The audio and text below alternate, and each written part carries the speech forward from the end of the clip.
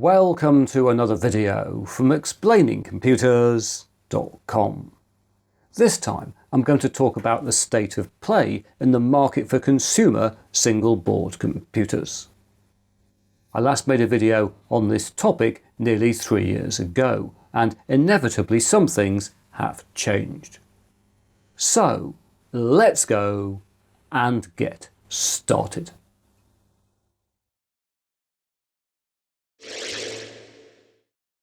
February 2012 saw the launch of this, the Raspberry Pi 1 Model B. Priced at $35, this was created to get young people interested in coding and to boost applications to study computer science.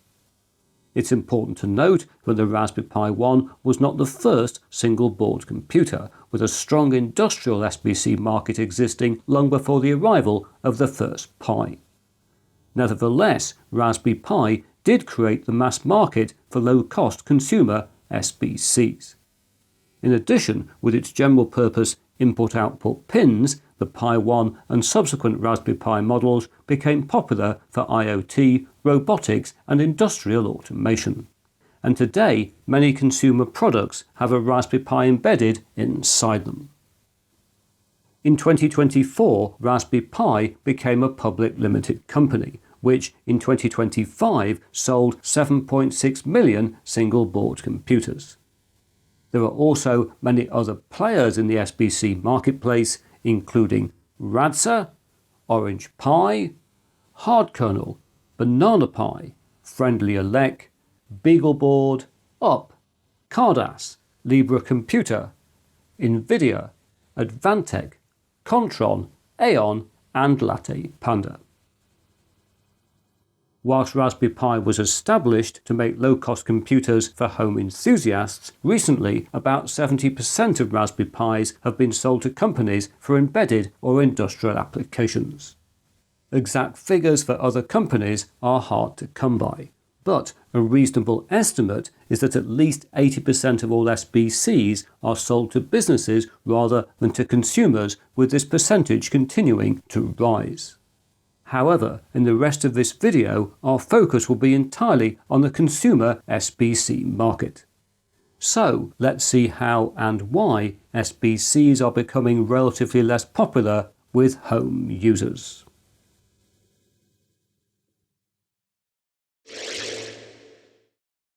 Back in 2023, I suggested there are 3 types of consumer who purchase single-board computers. And given that almost nobody disagreed, let's remind ourselves of these categories. Firstly, there are makers, people who want to use an SBC in a project, maybe in a robot for home automation, or to gather data from a camera or other sensors. Secondly, there are those who want a low-cost small computer, either to use as a small desktop PC or as a media player for retro gaming, or maybe to use as a NAS or small server. And finally, there are die-hard SBC enthusiasts who often purchase the latest hardware with no particular use in mind. These are the superfans who just like to collect single-board computers.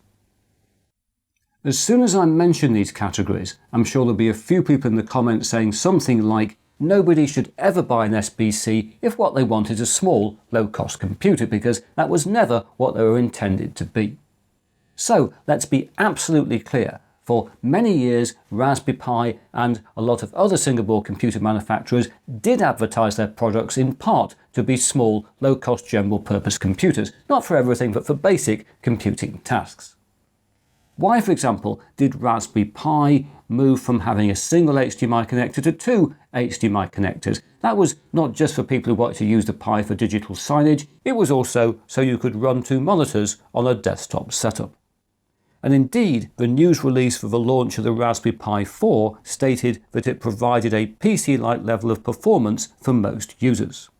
And I also know from thousands of comments on this channel that many people have successfully and happily used Raspberry Pis and other SBCs as general-purpose home computers.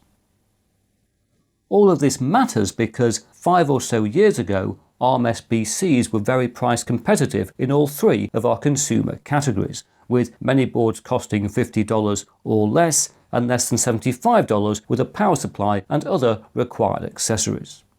And indeed, some x86 SBCs, like the early Latte Panda models, were also a cost-effective option for those seeking a low-cost small computer. But today, mini PCs and second-use small form-factor hardware are now often the most cost-effective option for those seeking a low-cost small computer.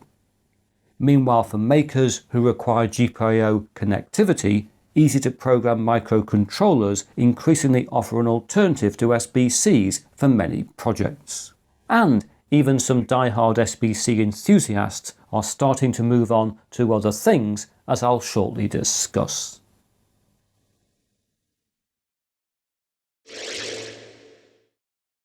As you may have noticed, over the past few years, the computing industry has gone AI crazy, and I guess inevitably this has had an impact on the SBC marketplace.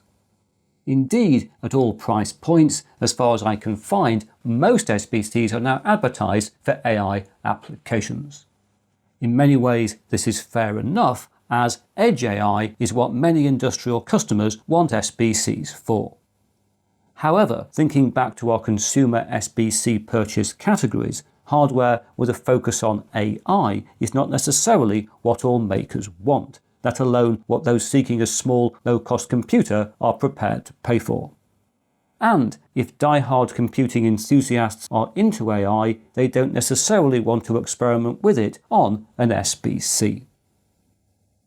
We should also remember that the Raspberry Pi was created to get people interested in coding and computer science.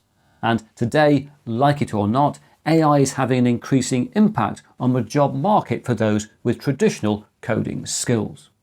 And this means that, sadly, what you can learn on a Raspberry Pi is becoming slightly less relevant, not irrelevant, but slightly less relevant to a career in computer science. And this means, inevitably, the Raspberry Pi and other SBCs, in terms of being home computers, aren't quite the stepping stone to a future career in computer science that they once were.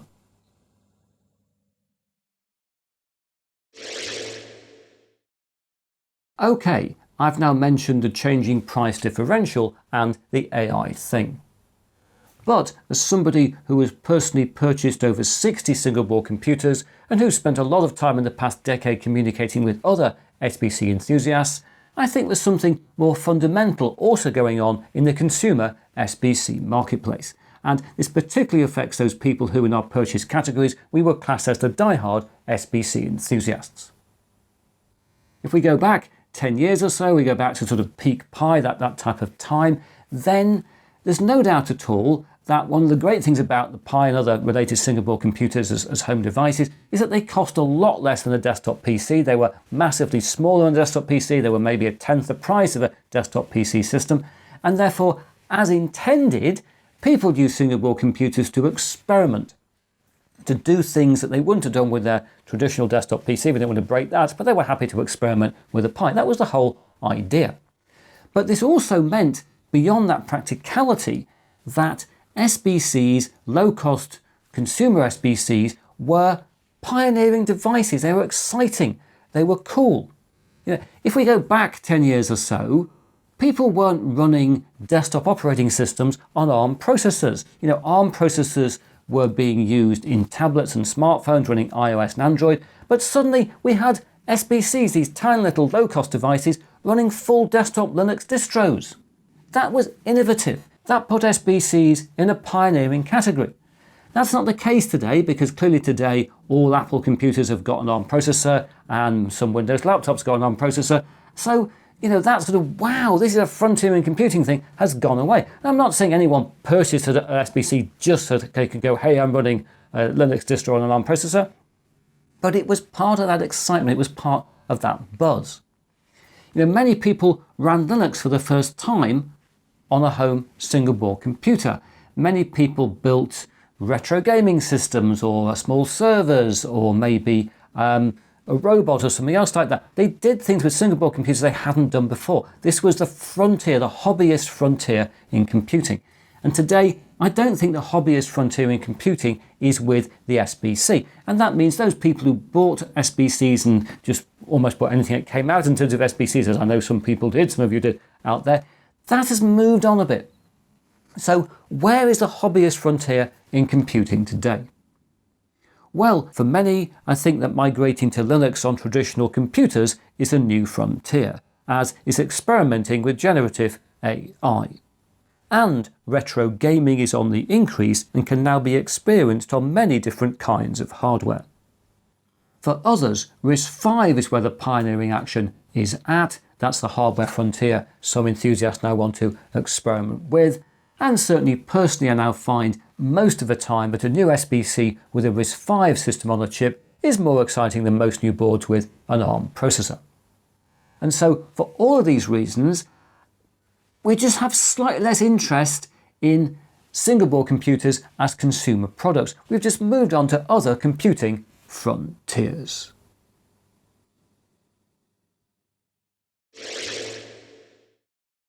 In October 2013, I posted the first Explaining Computers SBC video. It was about the original Raspberry Pi.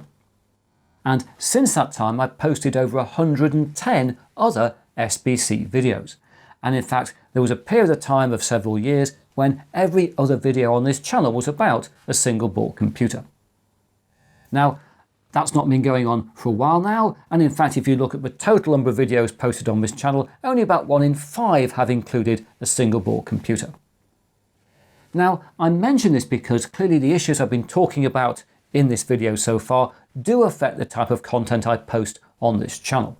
And I'll certainly continue to post videos about SBCs. This is not a video going, that's the end of SBCs, here we're going to do something else. I will still be posting SBC videos, but not every other week as I once did. And probably it's going to be every 4 or 5 weeks there'll be an SBC video on this channel. I'll still continue to follow the Raspberry Pi, but generally I'm going to be focusing, in fact as I have for a few years now, on SBCs which I consider to be in a maker price bracket. That means certainly less than $100. In most cases, ideally less than $50, less than $40. I'm interested in the lower cost single board computers. I'm going to be posting probably more content in that SBC slot on microcontrollers. The next video in this type of slot here will be featuring a Raspberry Pi Pico 2W. And in general, I guess my focus is going to be on SBCs which are cool and innovative and in that sort of maker price bracket. So that probably means more focus on things like RISC-V boards, maybe, boards with different types of processors. The Dragon board I looked at recently on the channel was interesting to me because it had a Qualcomm processor. Things like that interest me. SBCs with new types of storage, UFS storage, again, that interests me. But when there are new SBCs coming out with an ARM processor costing $200+, they aren't the sort of thing I'm generally going to be covering on this channel.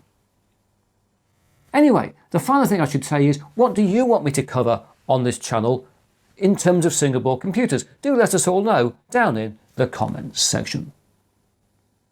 But now that's it for another video. If you've enjoyed what you've seen here, please press that like button. If you haven't subscribed, please subscribe. And I hope to talk to you again very soon.